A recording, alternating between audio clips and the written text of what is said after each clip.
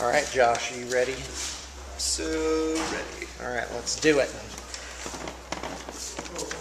Hey, Blue Table. Oh, he's getting out his notes. Awesome. Hey, Blue Table fans. I'm here with Blue Table painter Josh, who is also a resident expert in 40K and many other games. So take it away. Alright, so we're talking about Eldar. So much fun. Space elves, their pointy ears, and their cool special rules. Alright, so what do you want to talk about? They do look better. They do. It's really up to you. I actually did this earlier and made my own commentary. Oh, you did? But the glaring hole there is the HQs. I really did not talk about HQ or war gear. So let's start there. Good old war gear. Alright, so let's start with the HQ. The first thing, the most common, actually I'm pretty sure it was like the only HQ that anyone took in the last book, were the Farseers. The Farseers, they lost all their special rules. Tongue twister, it's all fun. Anyway, so they lost their special runes, but they don't have to buy their psychic powers anymore. They just come with 3, which is amazing because their points go up? They did, but when you compare it to after buying the powers, it's about the same. Oh, okay. Because you had to buy the Spirit Stones to get 2 psychic spells off, and then you had to buy both spells, so it ended up being like 115, 120 points depending on what you bought. And now they're just based 100. And they come with 3, and they can just cast 3. So it sounds like you actually save some points there. Yeah. But it is random, which Yes. isn't as good. That's right. That's what we're doing. People are making faces. Anyway, but yeah, but the good thing is now they can take from their special ones, and they can also take from the main rulebook ones. Right. So they can't take Runes of Battle, which is really annoying because that's really great. You keep going, because I took somebody's chair and I think they're back. All right. But yeah, no, Runes of Battle is amazing, but Farseers get Runes of Fate, which is pretty much like their old psychic powers. There's just a couple of really random ones that there's definitely winners and losers in this. But the good thing to do is that their Primus power is guide. And that's great because it's 24 inches now. It's the same thing, but it's 4 times the range of what it was last time. You can always take it. And that's really good because you can take that, I mean, you can roll once on the Runes of Battle. If you don't like what you get, you swap it out, you take the Primus power, then you go to Divination, and you roll there, and you probably get a pretty good one there because Eldar still like the Divination spells. But if you don't like it, then you get Prescience, which is a 12-inch guide, but you also get to reroll hits in combat. So you can guide 2 different units in the same turn per Farseer. So you can have 4 different units guided and Prescience and rerolls. There's one thing I've learned in miniature games, is rerolls are amazing. It's like in card games, the ability to draw cards is amazing. In dice game, the ability to reroll is amazing. So yeah, I like the Farseers. I think they're still great. I don't think they're the staple must-have HQ anymore though, because you also now have Spirit Seers, which are really good because they can take Runes of Battle, but they also make Wraithguard troop. And if you've never played with Wraithguard as troops, you should try it out. You don't even have to buy the models, just kind of proxy it, play it for a game. It's really cool. Like having toughness 6 troops is amazing. It's fun. And so I like Spirit Seers. They're kind of fun. They're little mini Farseers. It's back. There's something else that Spirit Seers do that are really special besides just the troops. They do... Do they have the same discipline as a Farseer? Nope. Telepathy and Runes of Battle. And Runes of Battle is Telepathy and Runes of Fate. Runes of Battle is the Warlock one. Yep. And that one's amazing because, like Runes of Battle, it has some amazing spells, but they also have some kind of stinker ones too. Whoa! So they can have Psychic Shriek as their Primaris power. That's not bad. It's not bad at all. It's like the Doom of Malantai.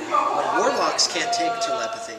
Nope. That's what first occurred to me, is like, if Warlocks can take telepathy, you just have 10 Warlocks Psychic Shrieking their way across the board. Yeah, you just spam Warlocks. But that's the thing Eldar can do now, is they can just flood the field with Psychers. Like, and it's kind of intimidating if you've never played against that. It's really fun to do the first couple times too, to people who you're just like, psychic power here, psychic power there, psychic power here, psychic power. People usually like freak out and they don't know what to target prioritize, so you're kind of playing that head game with them. It's really fun. Try it once. It's great fun. it works a couple games, then people kind of start figuring it out. But yeah. I love the Warlocks because they can take the Primus Psychic powers and they work the same as the Necron Court, is that what it is? The Cryptex and the Lord, right. And then also like Wolfguard. The Royal Court is what it was called. That's what it's called, yeah. Because you get a unit of them, you can take 1 to 10, and you can either leave them in their own big unit, or you can distribute them out to the various Guardian units, which are... it's jet bikes, Guardians, Storm Guardians, and one other thing. Oh, the engines, the support batteries. Which is weird. Why would you put a Warlock in the support battery? Because you can take the Primus Psychic power and Shrouded. So you can have a Shrouded. Now, Shrouded +2. Shrouded the better one? Yes. Shrouded is +2. +2 to their save and cover. Yeah. You generally don't want to add one there, but there is a reason to do it. It's not a great reason, but it is a reason. The thing I don't like about the Warlocks is they're 1-wound Psychers with no save with perils. So yeah, it's like if you take 6 of them. And the other thing is, sorry. No, you're fine. It's that it says you assign them after you've rolled up your Warlord traits, right? So, but that's before you actually find out what psychic powers they have, which is rotten, absolutely rotten. Yeah. They would be awesome if you got to roll up their powers and then assign the guy with the best powers the best team. Oh no, you have to assign them to the unit first. So the only way to be sure is look at a Warlock and say, okay, what is his basic power that he can have? Is he can give Shrouded or remove Shrouded. But that in itself is awesome. Shrouded is great. Especially on jet bikes. I mean, yeah, because they have their Jinx save already. So when do you get a Jinx save on jet bikes? Anytime you move. Anytime you move? You can move an inch and you still oh get a my Jinx. god. So you have to have a Warlock and a unit of jet bikes. Yeah. Well, you don't have to, but it's... Well, it would take it from a 5+ cover to a 3+ cover. If you get it off. That's the thing, they're leadership 8, so it's not guaranteed like the Farseers. Yeah. Okay, that's interesting. But there's other things too, like, and I'm saying this right now, I'm just kind of throwing this out here as my personal preference opinion. This Protect Jinx spell, hands down, probably the best one in the game. Okay, what does it do? Protect is a blessing that makes their armor save +1. Okay. So you have 2+ save jet bikes. Yeah, that's great. And Jinx is a malediction, not Jinx, that worsens the armor save by 1. So that's not bad. And that can go into combat. Yep. So if they're in combat with Banshees, you could all of a sudden make Terminators armor 3. And just dying in droves. And just kill them.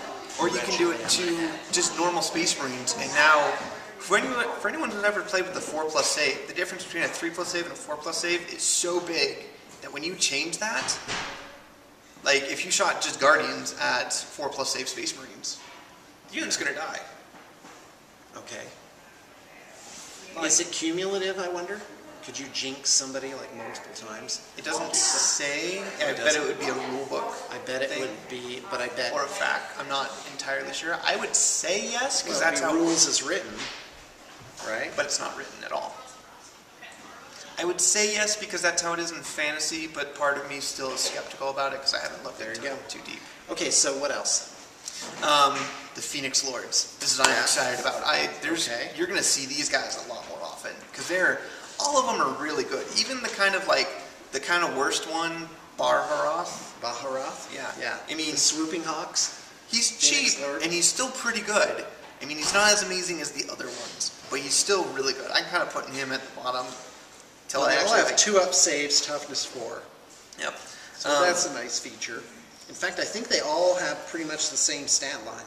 I think so. Some of them have vulnerable saves. Barharoth and Osterman does. Which, by the way, have you seen what Osterman's, I'm saying that right, I hope, his special rule is? He gets D3 Eldar Warlock traits. Oh yeah, that's awesome. And there's that special one that lets you reroll armor saves of 1. It's all sorts of fun. That's not bad. Wow. Ah. Yeah, a reroll Say what? save. Because that's the only way you're going to So he's actually kind of likely to get this. Hold on. Yeah, because you get to reroll anything that you've... Okay, so I'm going to get War Walkers and not Dark Reavers. What do you say to that? What are you fitting your Warwalkers out with? Star cannons. You should put a scatter laser in there.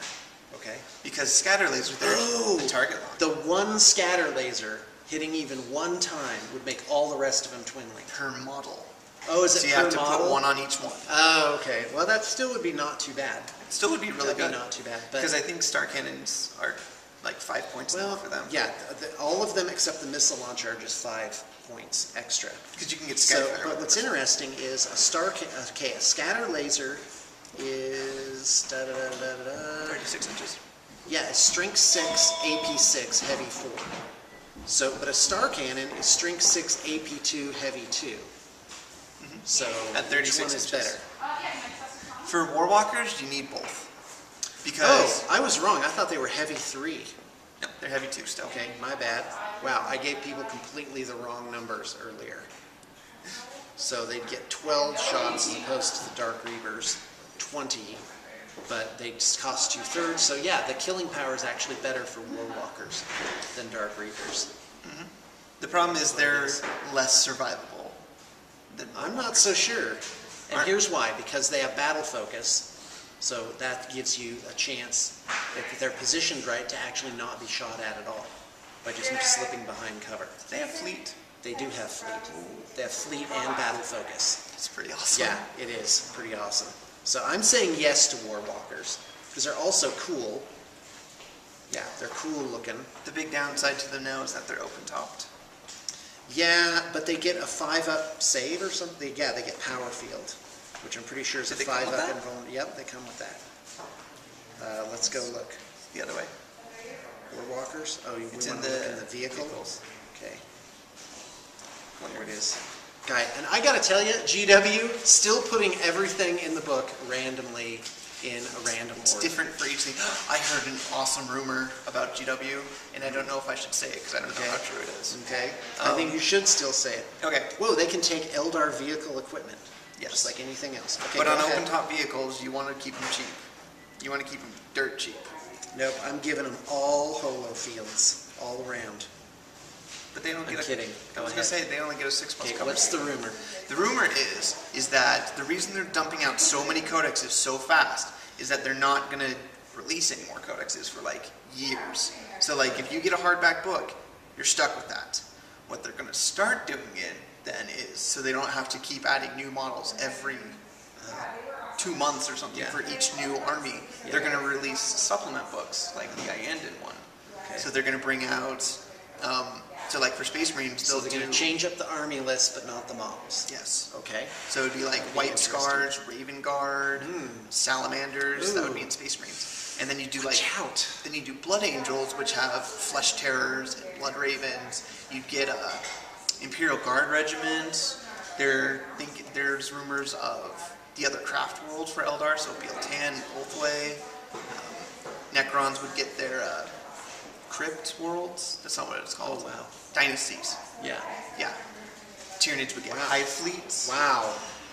That's Okay, the rumor. that's interesting. That's the rumor. I I would don't be know all how. for that. I hope it is too, because it looks so exciting. Because my friends got the digital copy After of. Tara, we'll do your thing after. Okay. The most beautiful girl. Fantastic. So, but my friend got the digital copy of the Iandan book because it came out a week earlier than the hardback book.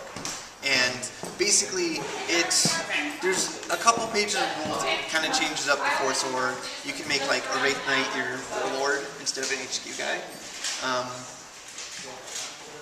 So it's harder to get the Warlord because that's usually what games are determined by. Right. But then it's just got pages and pages of fluff, so it goes really deep into the different aspects of whatever it is. Like it went into like 12 or 11 or 12 different house cards of the Iandan craft world, and I'm like, I've never heard of this before, and I've read like the Path of the Seer book and all that, which focused on Altioch. And it was like, it's kind of interesting. I just want to read it just to read it. So game-wise, it doesn't have a huge impact because they have a different Warlord trait table. They have different special rules. Wait, They you're don't. talking about the Iandan book? Yeah. Okay, is this out already? I thought it was June 14th or something. Yes, this weekend. The digital copy was available Saturday.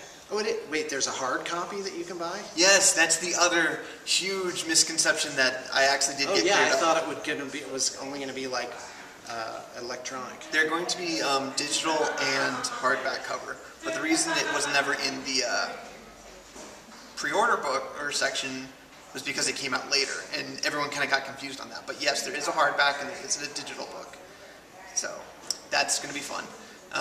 And then most of these books, I've heard, like for some of the smaller things, so like Flesh Terrors was the one that got brought up, would be cheaper than the $50 it would be, just so that, because there's not as much stuff. So they're not all going to be the same price as the Codex, which is kind of a big bummer. I like their artwork and stuff, but $50 for a book is still a pain. But I like it still. So that's the rumor for the Codexes. For 40K, I have no idea if they're going to do that for Fantasy. But the rumor is you're going to get, once you get a hardback book, you've got that for like 10 or long periods of time. And then each release will just be different little books. And they're going to come out with like 2 or something. So that'd be fun. Alright, they just got to dump out all the hardback books out first, and that's why they're going so fast. Well, yeah, and they are going fast. I mean, what's even missing now? Orcs, Black Templar, Yeah. Grey Knights, Necrons, Okay, here he goes. Doesn't even need to look it up. Tyranid, Imperial Guard, Blood Angels, Space Wolves. Both Chaos has got there. Do we say Tyranids already? Yep, Tyranids. Dark Eldar, Dark Eldar. Necrons. Did you say Necrons already? They got Necrons. Yeah.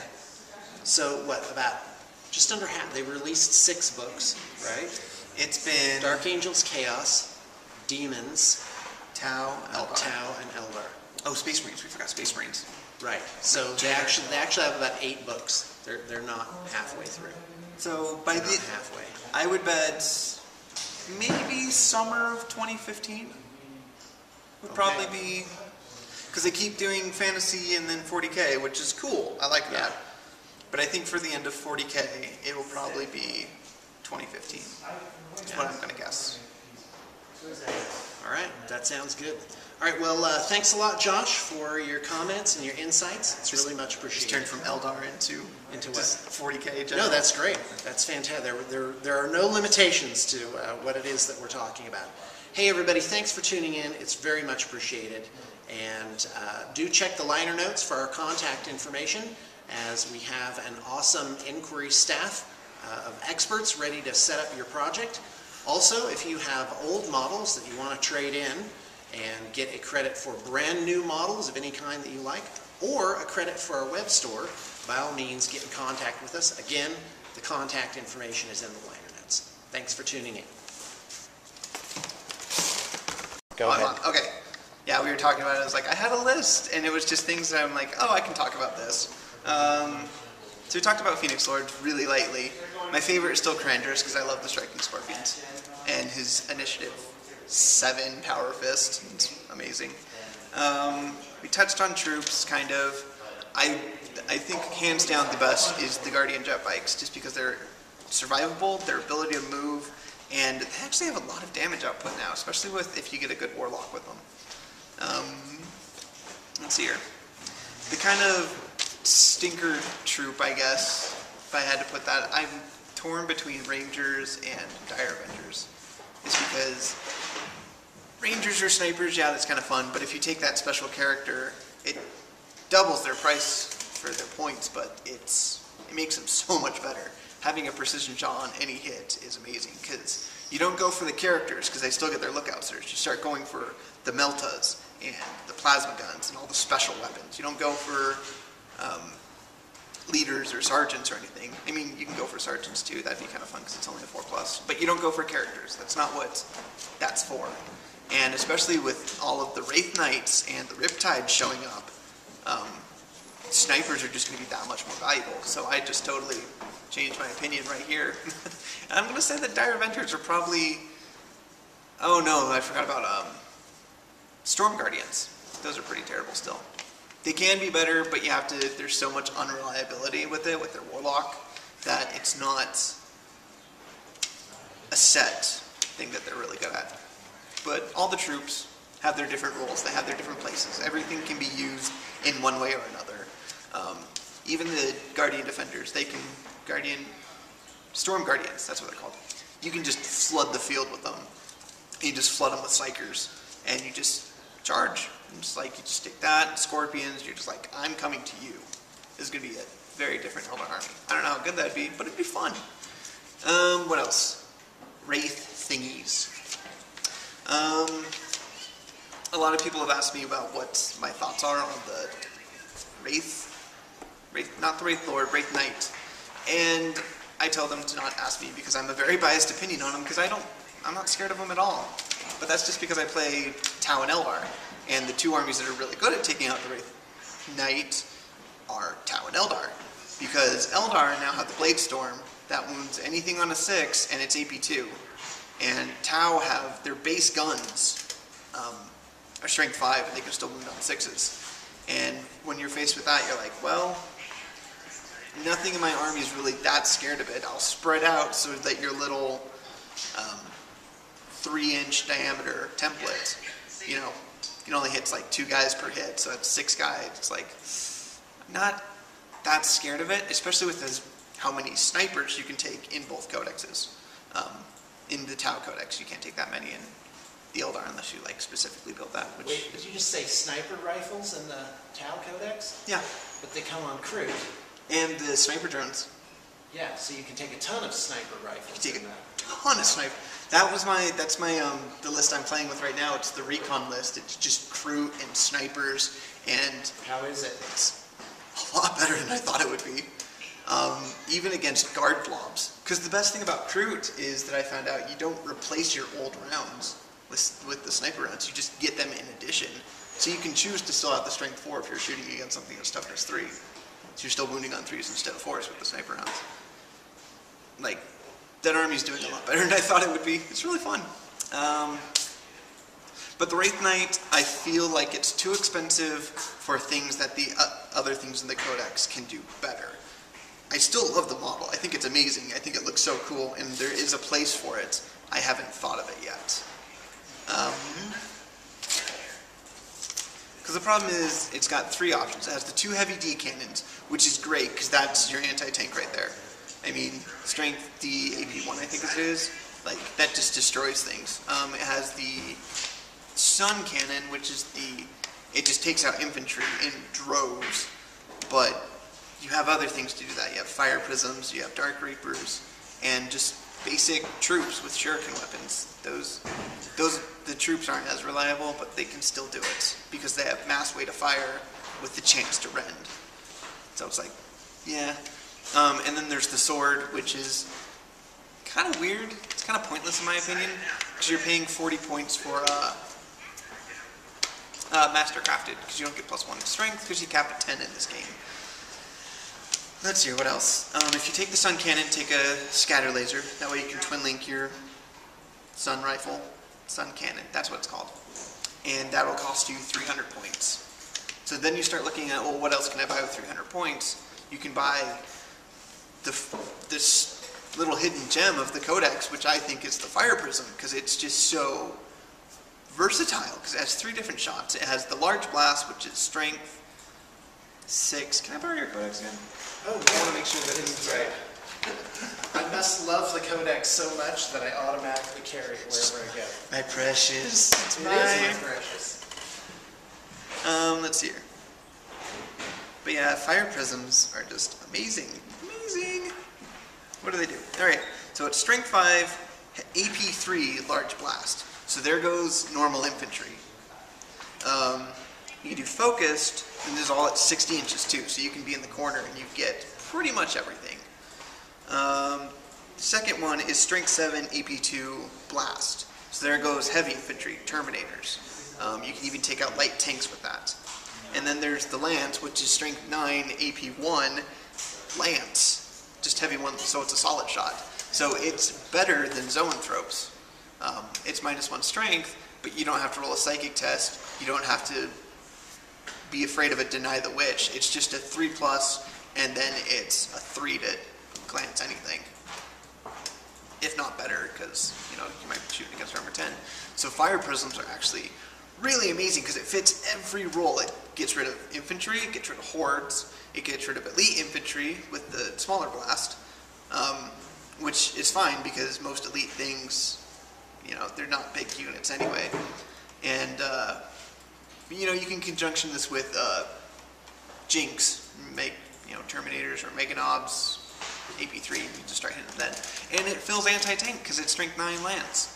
So Fire Prisms, I think, are going to be very common because they're 115 points, I think, and then they can take upgrades.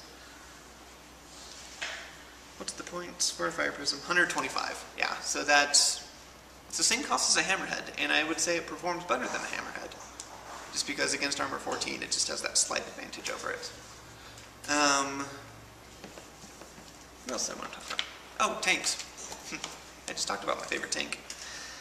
But yeah, and then the Aspect Warriors, which is my favorite part, because I play Biel-Tan, and I kind of want that Biel-Tan book instead of the Iandid book. I'd totally buy that. But they've all changed in some way or another, either points, or stats, or abilities. The fact that Scorpions now have Fleet and move through cover without having to buy an Exarch.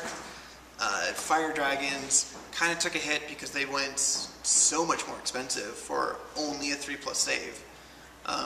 That's really good, but they're still going to die because people don't like melt guns that close to people.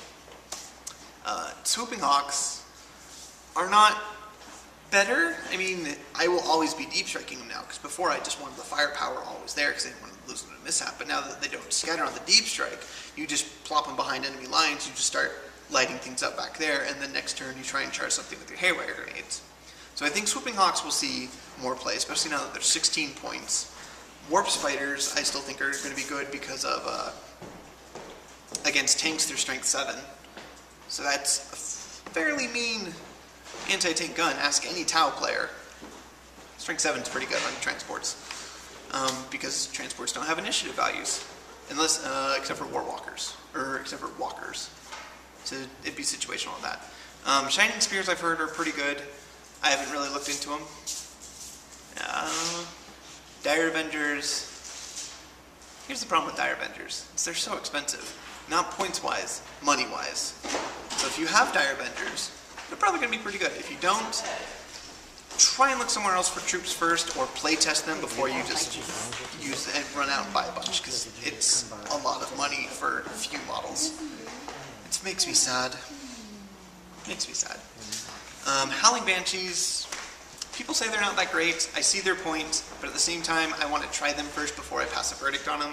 It's the same with the Codex. It's like I want to try something before I say how bad it is. I'm still not saying the Riptide or Broadsides are terrible because I haven't played with them yet. But like crews, I said they were terrible. I now have a list of crew, and it's just all crew, and it actually does really amazing. It's really funny. What aspects did I miss? Scorpions, Fire Dragons, Banshees, Dire Avengers, Dark Reapers, that's what I missed. Dark Reapers are going to be really good at taking out infantry, and that's their job. That's pretty much it, because if you kit them out with missiles to do other things, it just gets really expensive really fast, and they're already really expensive, even though they saw a point decrease. Their biggest advantage is they can be taken in units of 10, but at the same time, then you're paying 300 points for just 10 guys, which is the same cost as the Wraith Knight. And you know, you gotta kind of figure that out, because they both have the same save, although the Wraith Knight has toughness 8, you have to be strength 5 to wound it. It's apples and oranges. It's like, what do you really need? Because they both take out infantry really well. Yeah. And I love the little mini Wraith Lords, Wraith Guard. They're so cool looking. That's pretty much my thoughts on the Eldar Codex. I want to play with it more before I pass any kind of judgment on it. But yeah, it looks like fun, and I think they did a really good job on this codex. I think from all the old codexes to new codexes, Eldar are definitely the best old to new book. And yay, thanks for tuning in. Check the liner notes for our trade stock so you can get your own Eldar models, and contact, I don't know what it's called, contact Shawn. He can tell you all about it.